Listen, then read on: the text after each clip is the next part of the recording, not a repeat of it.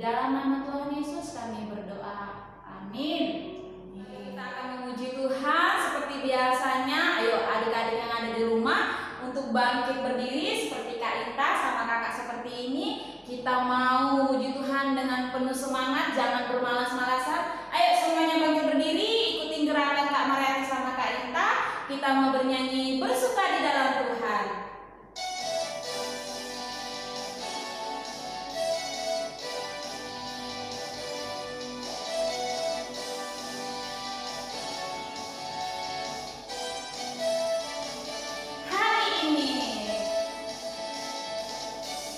Hari ini hari yang telah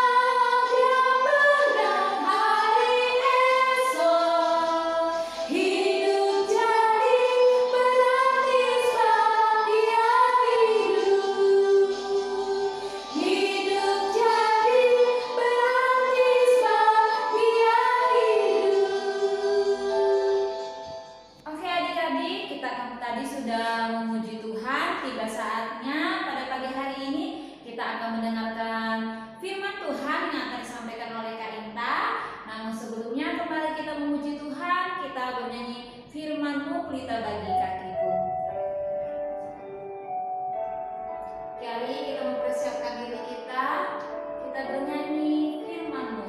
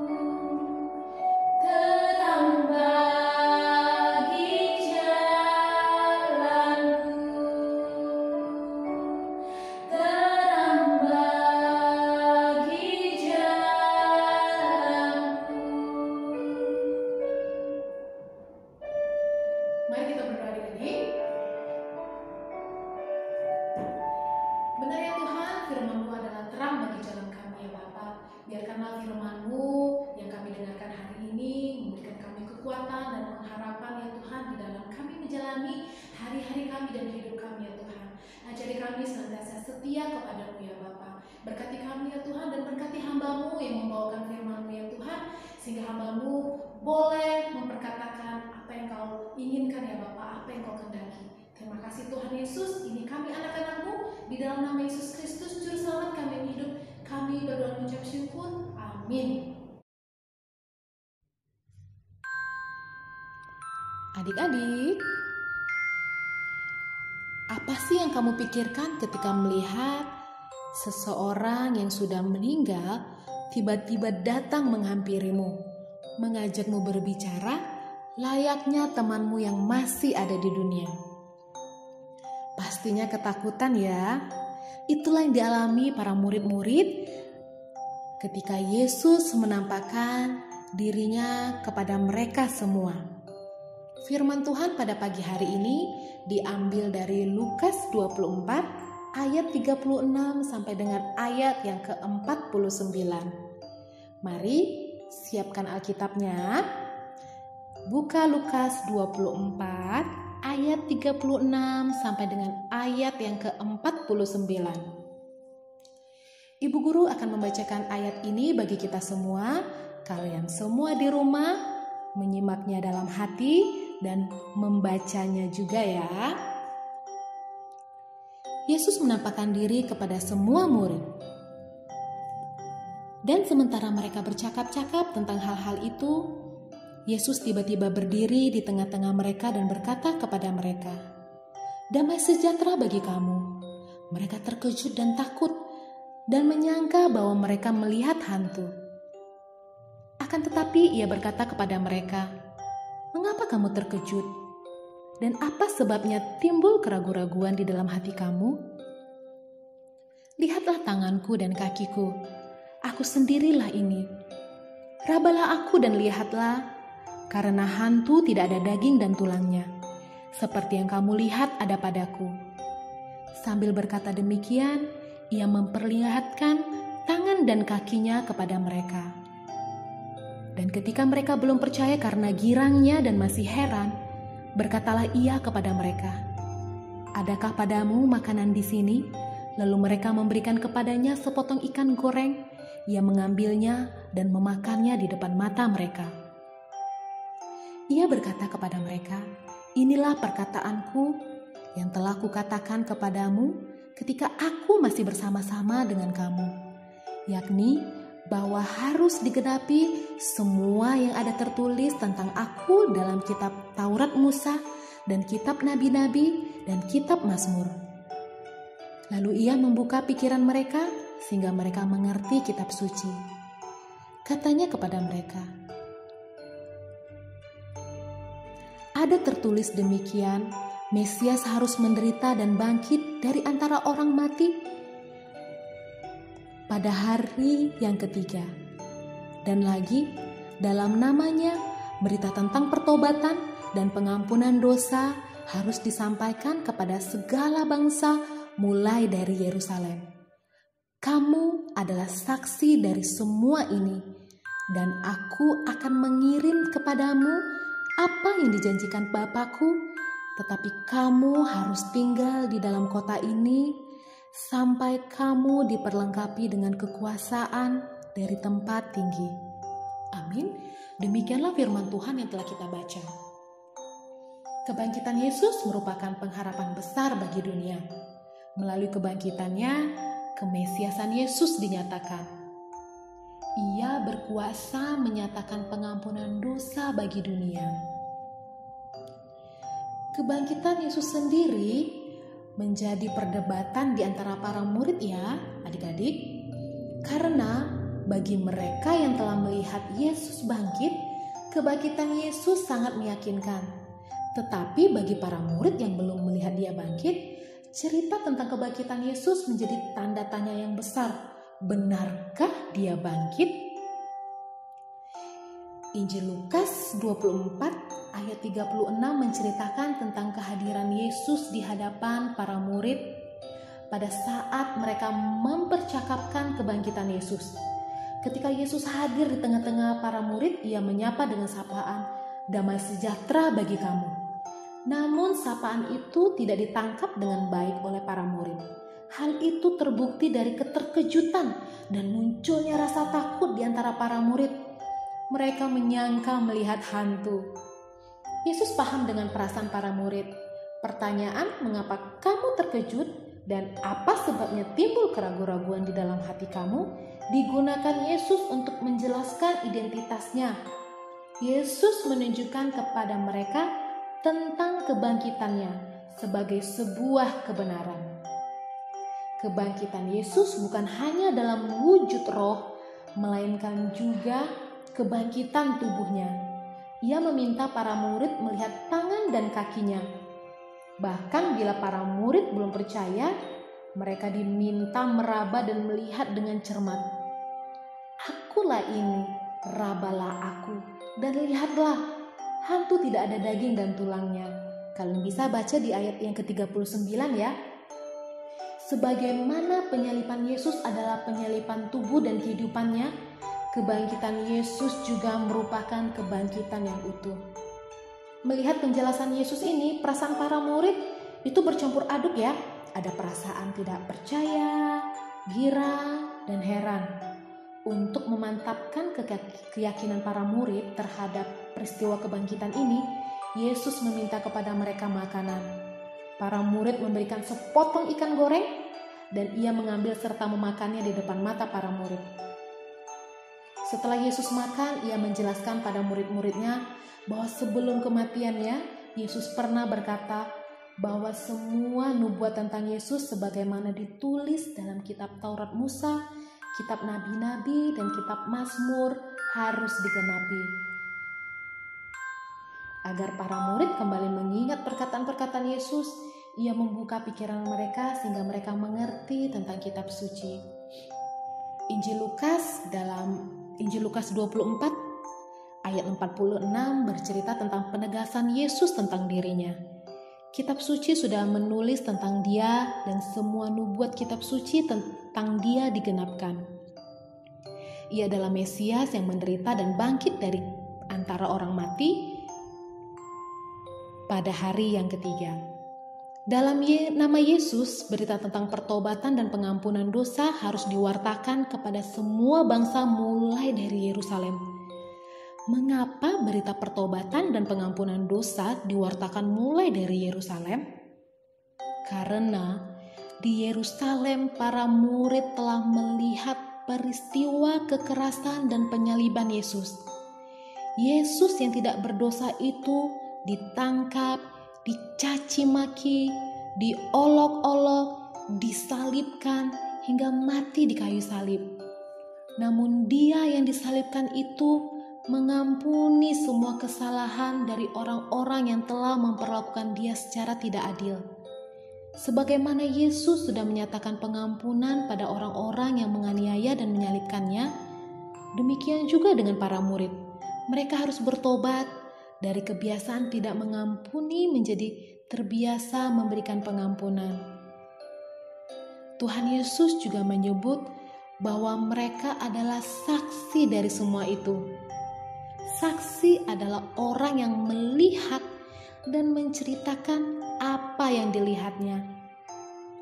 Mereka telah melihat Yesus dan pengampunan dari Allah bagi dunia. Maka semua murid dipakainya menjadi saksi tentang pengampunan Allah. Agar mereka dapat menjadi saksi yang baik, mereka akan diperlengkapi dengan kekuasaan dari tempat tinggi. Peristiwa kebangkitan Yesus menunjukkan bahwa Dia adalah Mesias yang berkuasa menyatakan pengampunan dosa. Para murid dipanggil menjadi saksi tentang Yesus yang sudah menyatakan ampunan secara nyata. Memberikan pertobatan dan pengampunan dosa dapat dilakukan jika para murid hidup dalam pertobatan terlebih dulu serta merasakan pengampunan Allah. Umat Tuhan pada masa kini, kita, anak-anak sekolah minggu, juga mendapat tugas yang sama, yaitu memberitakan pertobatan dan pengampunan dosa. Tugas itu dapat diwujudkan dengan dimulai dari kesediaan kita untuk hidup dalam pertobatan dan merasakan pengampunan dari Allah setiap hari. Adik-adik, mari kita ambil komitmen kita untuk bertobat, meminta pengampunan dari Allah. Ciri-ciri orang yang bertobat, biasanya dia melakukannya dalam kehidupan sehari-hari. Misalnya kita punya kebiasaan mencontek, mari kita tinggalkan sehingga kita senantiasa selalu jujur di dalam kehidupan kita. Kita tidak melawan orang tua, kita mengasihi sesama, dan terlebih lagi kita mau mengampuni sesama kita, mengampuni orang yang bersalah kepada kita seperti Allah, Tuhan Yesus telah mengampuni kita terlebih dahulu. Mari adik-adik, kita ambil komitmen kita dan mari kita berdoa. Terima kasih ya Tuhan buat firman-Mu pada hari ini yang boleh kami dengarkan. Terima kasih buat anugerah terbesar di dalam kehidupan kami. Terima kasih saat Engkau mau menyerahkan diri-Mu ya Bapa untuk disalibkan, untuk mengampuni dosa-dosa kami. Kami begitu bersyukur ya Tuhan punya Allah seperti Engkau. Ajari kami juga ya Tuhan menjadi teladan di dalam kehidupan kami sehari-hari. Dan ajari kami juga untuk mengampuni orang yang bersalah kepada kami seperti Engkau terlebih dahulu mengampuni kami. Ini kami ya Tuhan. Pakailah kami untuk menjadi saksi-Mu. Pakailah kami untuk menjadi murid-murid-Mu. Dan pakailah kami untuk menyatakan kasih-Mu ya Tuhan bagi dunia, bahkan dimanapun kami berada. Terima kasih ya Tuhan Yesus, dan kami menyerahkan diri kami, hidup kami, hanya ke dalam tangan pengasihan-Mu saja. Di dalam nama Yesus Kristus, Juru Selamat kami yang hidup, kami berdoa mengucap syukur. Amin. Nah adik-adik, tadi kita sudah mendengarkan firman Tuhan yang disampaikan sama Kak Inta. Kembali kita akan meresponi firman Tuhan, kembali kita memuji Tuhan, kita mau bernyanyi Sejauh Timur.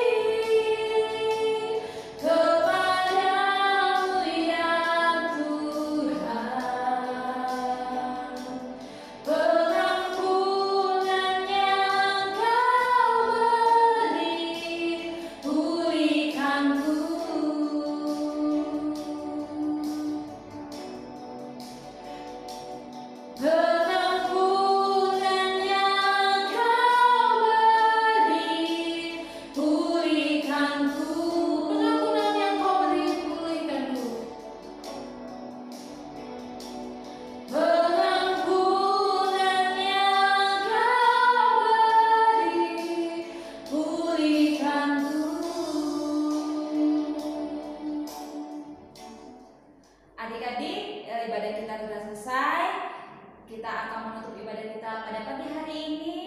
Kita akan berdoa doa Bapa kami, kemudian dilanjutkan dengan bernyanyi Bapa terima kasih. Mari kita berdoa seperti yang diajarkan Tuhan Yesus kepada kita murid-muridnya. Kita berdoa. Bapa kami yang di surga, dikuduskanlah namamu, datanglah kerajaanmu, jadilah kehendak-mu di bumi seperti di surga. Berikanlah kepada kami hari ini makanan kami yang secukupnya, dan ampunilah kami akan kesalahan kami, seperti kami juga mengampuni orang yang bersalah kepada kami. Dan jangan membawa kami ke dalam cobaan, tetapi lepaskan kami dari yang jahat. Karena Engkau yang punya kerajaan dan kuasa dan kemuliaan sampai selama-lamanya. Amin. Bapa terima kasih.